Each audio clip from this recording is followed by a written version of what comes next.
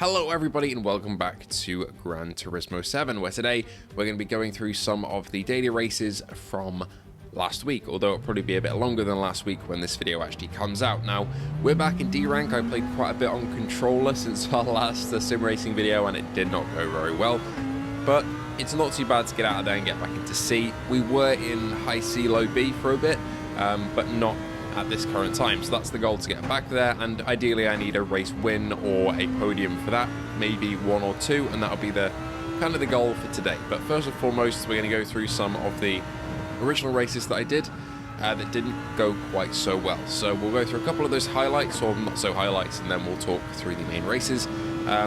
If you feel like subbing to the channel, please feel free to do so, and thank you to our patrons and members who are on screen right now. Okay, that being said, on to the first clip here. We're coming through towards the last sector. We put it down to second and take the inside line. Guy on the left goes wide and then turns in. Contact there and spins us out. And we were in 6th place there, so it would have been some decent points to get us, you know, a bit higher into the top of D, low C. But ultimately not the end of the world. But unfortunately, as soon as you show weakness in racing or in GT, like getting overtaken there or hit off the track in my case, because you're offline, you're not as quick. People smell blood and they go for it, which is exactly what happened there. Unfortunately, what could have been a P6 turned into, I think it was a P9 with the guy with the penalty in front for overtaking outside of track limits. So not a great start. That was my first race there, but I did qualify okay for that one. We just kind of dropped back a little bit and then unfortunately got taken out. But onto the second race, unfortunately in this highlight you can see that pretty much exactly the same thing happens. Except from the rear this time I get shunted and spun around, and originally I thought I just lost the car. I thought I took too much curb. As you can see there, I'm shaking my head to myself. Luckily in these lower lobbies you don't really have to worry about unsafe rejoins because it goes to you like that. But as you can see here in the replay, it wasn't me. I just got shunted in the back and around I go. So that was incredibly rough. First two races really kind of put me down a bit, but I hopped back into qualifying and got some better times. I think I got down to a 1:43.2, which isn't great for any like C or B rank drivers, but for D rank it's pretty alright. That started us 6th here, and I think in the next lobby after this it starts us a bit higher up. But for this full race, here we go. So we're in 6th position, looking for hopefully a 4th or a 3rd ideally. Now I'd love to be on the podium, but I'm not sure how possible that's going to be. We're in the Lamborghini Huracan, and after these two races I actually went out and bought one of my own in GT7, one of the GT3s, because I just really enjoyed driving them. They're the car that I really gel the most with. I do quite like the Turismo as well, although I do feel like I lose the back end a little bit more, same with the Honda NSX. But yeah, the Huracan is kind of my car of choice. So lining up on the grid here for Barcelona, this is the no chicane layout, as we said in the little infographic there, but that makes the last sector a little bit easier and almost flat out in certain sections of it. But essentially heading down the main straight, gaining a little bit in the toe. As soon as we hit this black box, I then slam on the brakes. Head down into second, let off the brakes a little bit too early there really in terms of braking, but it gave us a better exit. Now slightly letting off here, kind of fettering the throttle through the long right-hander as we come down towards another right-hander, which should be taken in about 2nd. So we're not really gained too much ground here, but we are actually being put under pressure from the car behind, the Frenchman taking that line and ghosting through us. That's the annoyance of these D-rank lobbies, that sometimes when there's contact it will just kind of ghost you. And as he makes a pretty good lunge there down the inside, left the door open, but we did have a bit of a better run through there. Very close between everybody here. I could go for the overtake here, and if I was in a higher lobby that would have not gone very well because there was a bit of ghosting there. But either way, messy first lap over with. That's why in the lower rank lobbies you have this sort of thing, as you can see there once again with the ghosting the cars in front. But it's a bit inconsistent. Sometimes it just kind of lets you do whatever you're doing in terms of crashing, but sometimes it doesn't. But either way, we made it through unscathed with the help of that. And ultimately I just had to back off and let these guys do their thing for a second. One of them makes a mistake there at the final hairpin of the lap. And here we go. Another long right-hander. This one's in 2nd. I take quite a tucked-in line there and then move to the outside compared to the rest of them. And then you can go flat through here if you take the correct line. It's a difficult one to hit. I do a couple of times in this race, but not quite there. I did let off a bit and then let off again, coming back onto the pit straight. Now, we're in 5th. This is good. Race the position. I'd ideally like to be higher, but we have a bit of a gap to the cars in front. Looking at the radar in the bottom right, it doesn't look like we've got too much to worry about for cars behind, but you never know when a dive bomb's going to come in open lobbies in GT7, so always checking the mirrors left and right. Chicane here, do love the opening chicane of Barcelona. It's fantastic when you get it right, it just feels so good. And then this, one of the more technical corners for me really, is the right-hander. Pushing up to 4th, sometimes you can get into 5th, which we do. Shift down 3 times, and then we take, hopefully, quite a neat line through here.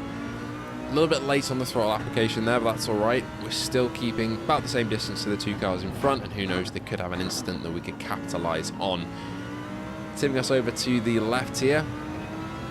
Checking the mirror on the left again as well, but not too much ground gained by the driver behind. Decent left-hander there through the chicane, and the right-hander rear is very easy to lose the car. As you can see, I take a bit of a wider line through there, just clipping the curve a little bit with the right tyres. If you're too greedy on that and you put your throttle down, that'll just, I mean, you'll just spin out. Driver red's got a 5/10th penalty there, which is good for us, but also that won't really drop them far enough behind for us to kind of make a big gap. They're going to be right on us, even if we're right behind them when that penalty's taken. They're still going to be within, you know, the toe when that penalty is taken, if it ends up putting them behind us. But anyway, if we can get in front during the lap and then they get the penalty, that could be great. And they make a mistake on the final corner, allowing us to get kind of neck and neck here down the pit straight. This was an awesome moment in VR, you know, looking to the left and seeing the BMW fully modelled there with the driver in there. It's just it's a feeling you can't really replicate. It's a fantastic feeling in VR, that. And who's going to be latest on the brakes? It's actually going to be me, pushing down into 2nd there. He gives us the space, he slots in, but he's looking for it, and a bit of bumping there. All's fine, to be honest.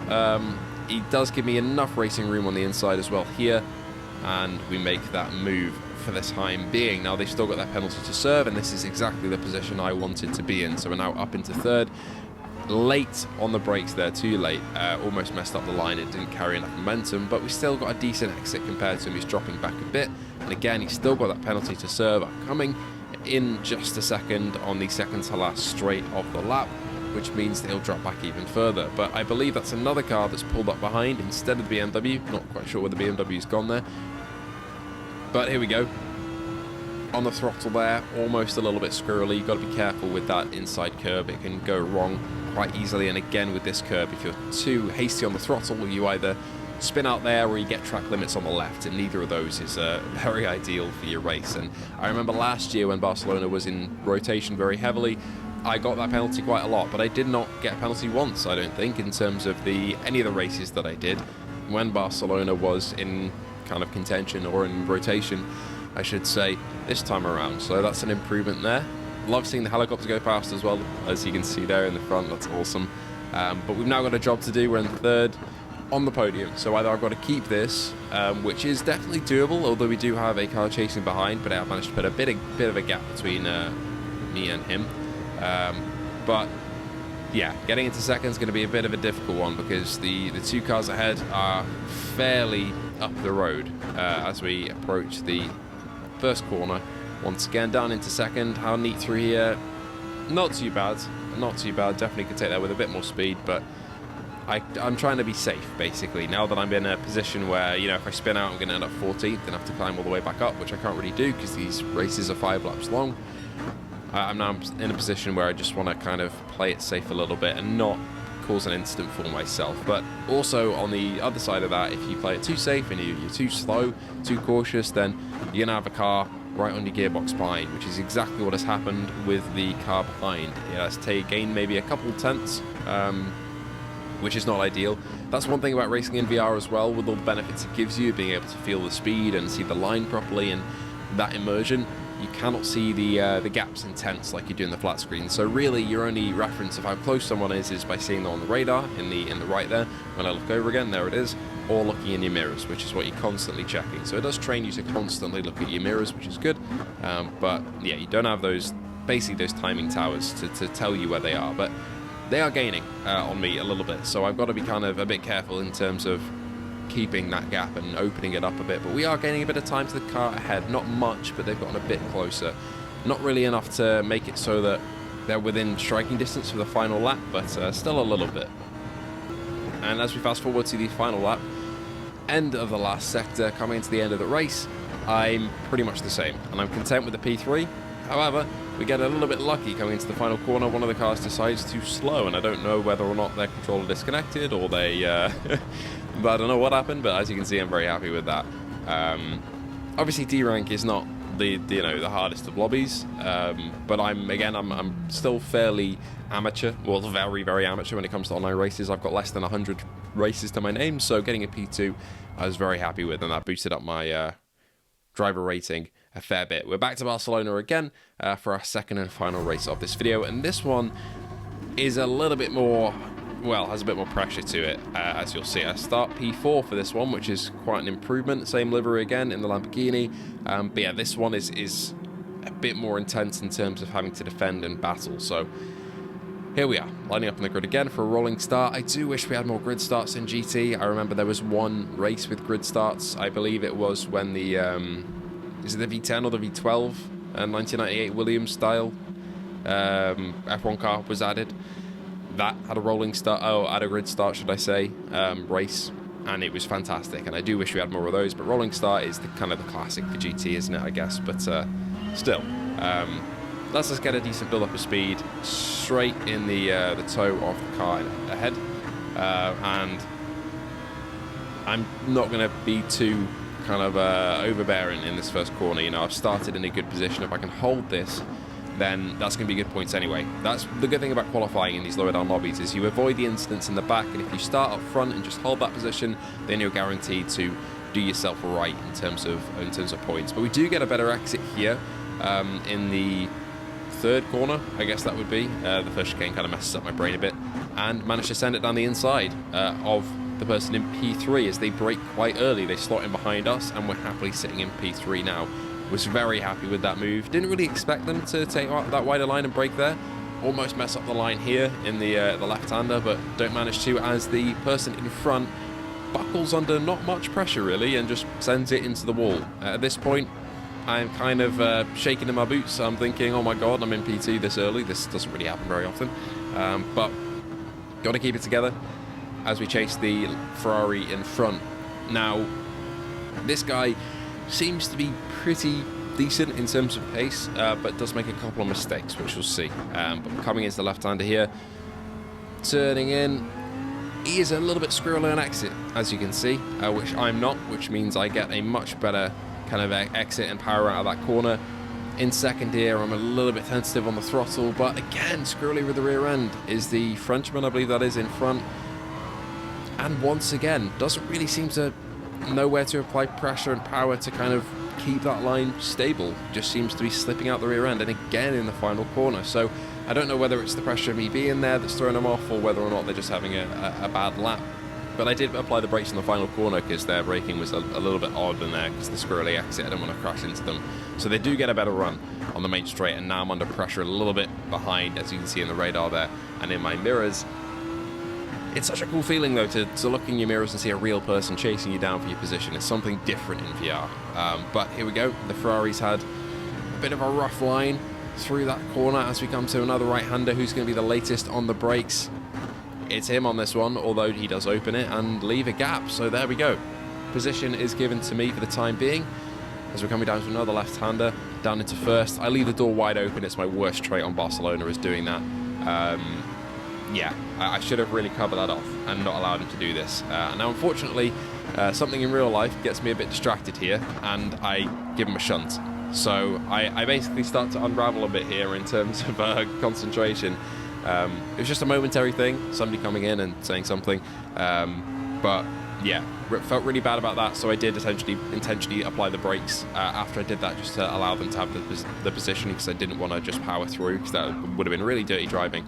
But that did mean that I am now under pressure from the cars behind, which leads me to being overtaken once and almost twice. And unfortunately, yeah, almost have an incident there. If ghosting wasn't on, then that would have been contact.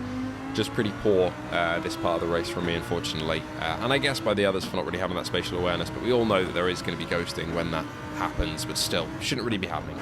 Anyway, all eyes forward, focusing on the race now. We're still on the podium, but that P2 is now unfortunately, and the P1 even has slipped away. As you can see, I'm a little bit annoyed by that. Not really happy with how those the last sector of that lap has gone. It's really been poor. But who knows? You can pick it up. Things can change very quickly in racing as we break at the marker once again. Bit of contact as the Lambo sends it down the inside. I found that green Lambos like this are always quite aggressive. I don't know whether or not it's people who choose the lime green liveries, but every time I come across one during the last couple of GT3 races, they've always been really, really aggressive.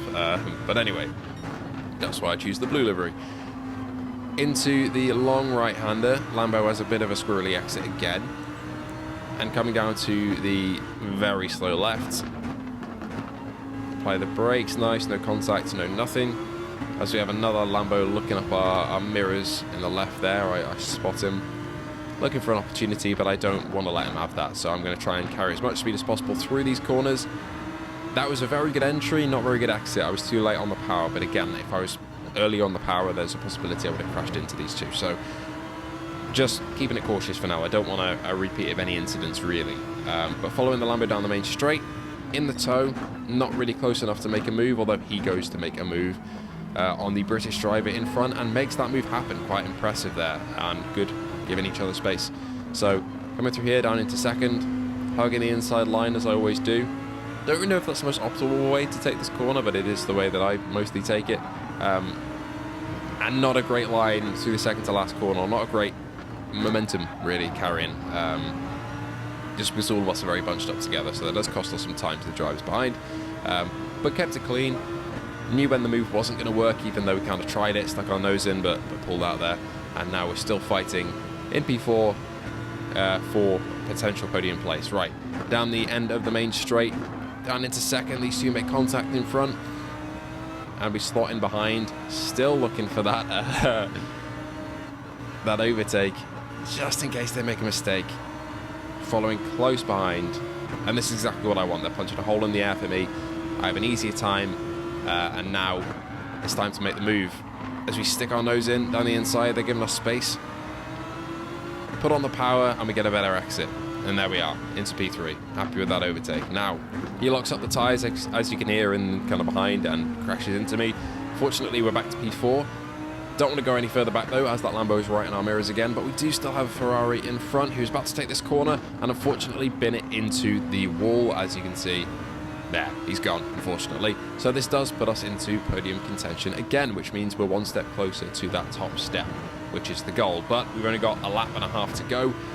But who knows, anything can happen. We're going to try and make a move on the British driver down the main straight. He applies the brakes really early here. I don't know what was going on there, but it does kind of just hand us the position, which is, I mean, I'm not going to complain. They slot in behind, and they're now going to start fighting with the Lambo and the car behind that, which hopefully should tie them up to not attack me. But we've still got a bit of a job to do with this Lamborghini in front.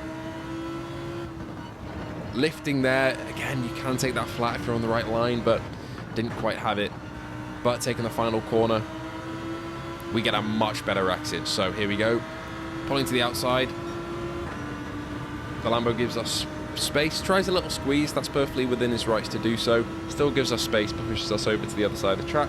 But I'm not going to budge. I'm happy with the line that I'm on, and we're going to send it in here. I'm going to hold the inside line. They slot in behind, and then now going to be trying to take this position back for the rest of the lap. I just need to keep it together. But this is the most pressure that I've been on, or been under, should I say, for any of these races in this daily race rotation. So this is really going to be a test of me keeping it together, because they're right behind me. So here we go. Down into second.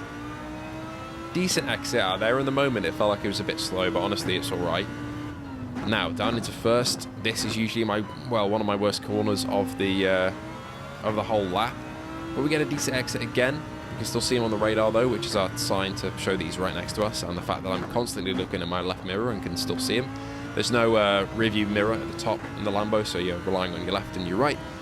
So that's something to kind of adapt to when you're driving this GT3 car.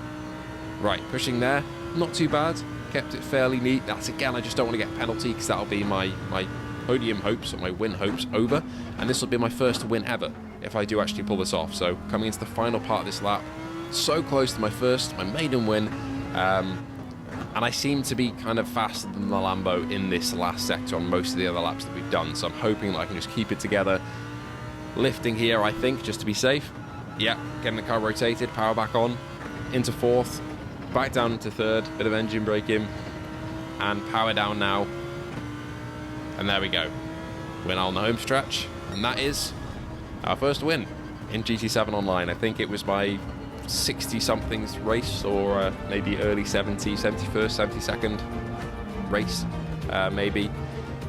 And it was a win, which I'm really happy with, my first one. And I think it's mostly due to my qualifying, because I don't really get time to qualify properly. But this time, I did. And that made me start higher up and increase my chances of winning. And it happened finally. So thank you so much for watching. It's been a great time going over these races, and I hope to see you all in the next one.